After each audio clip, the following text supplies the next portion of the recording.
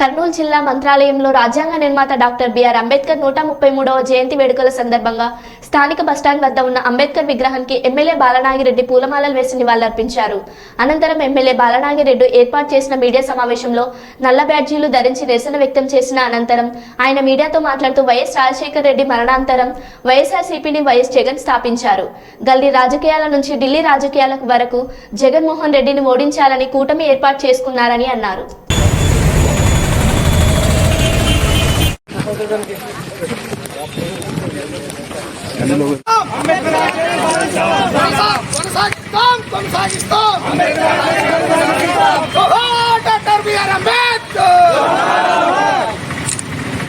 YSRC స్థాపించిన గల్లీ రాజకీయాలని ఢిల్లీ రాజకీయాల వరకు జగన్మోహన్ రెడ్డిని ఓడించాలని కుట్ర ఏర్పాటు చేస్తున్నారు. ఏపీ ముఖ్యమంత్రి జగన్మోహన్ రెడ్డి పార్టీ స్థాపించిన రోజు నుండి నేటి వరకు ప్రజాదరణ ఎక్కడా కూడా తగ్గలేదు. 2018లో విశాఖ ఎయిర్పోర్ట్లో కత్తితో పొడిస్తే దాని కోడి కత్తి అని ఆ రోజు తెలుగుదేశం వాళ్ళు విమర్శించడము, ఎగతాళి చేయడం జరిగింది.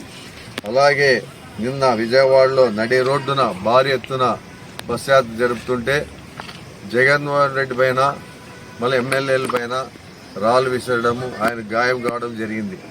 దాన్ని కూడా కోడి కత్తి అని చెప్పి జగన్మోహన్ రెడ్డి అదే దీంట్లోనే మళ్ళీ ఇది కూడా ఒక నాటకం అని చెప్పడం చాలా బాధాకరంగా ఉంది.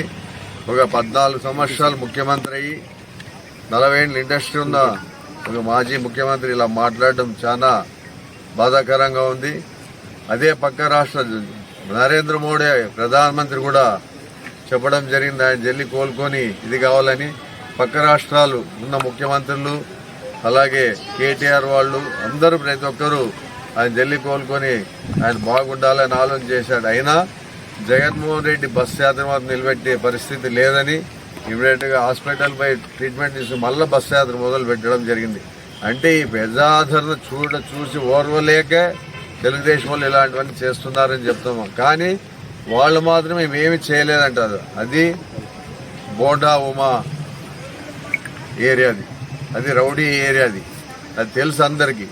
అలాంటి ఏరియాలో ఇలా జరిగిందంటే ఎక్కడా జరగలే. మళ్ళీ రాష్ట్రంలో అన్నీ తిరుగుతున్నాడు బస్ యాత్ర, ఎక్కడా జరగలే. ఒక విజయవాడలోనే జరిగిందంటే వాళ్ళు అదే పనిగా ఆ ఇరుకు రోడ్లలో ఎక్కడ ఎవరితోనో కనపడదన్న ఆలోచనతో వాళ్ళు చేయడం చాలా బాధాకరంగా ఉంది.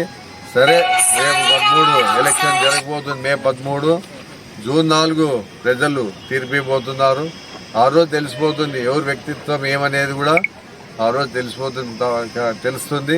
అందుకే వాళ్ళు ఇలాంటి ఏమన్నా కుట్రలు పనినా భయపడే ప్రసక్తి మా జగన్మోహన్ రెడ్డి లేడు, ఎమ్మెల్యేలుగా లేరు, మా కార్యకర్తలు లేరు, మా నాయకులు ఎవరు కూడా భయపడే ప్రసక్తి లేదు. ఇలాంటి రాళ్ళు ఎన్ని కొట్టినా మేము ఆలోచన చేయదలుచుకోలేదు. మేము అన్నిటికీ రెడీగా ఉన్నాము. మేము అనుకుంటే 5 సంవత్సరాల్లో తెలుగుదేశం వాళ్ళు కానీ బయట తిరిగే పరిస్థితి ఉండేది లేదు. కానీ జగన్మోహన్ రెడ్డి ఒకటే చెప్పాడు, పార్టీలకు అతీతంగా ప్రతి ఒక్కరికి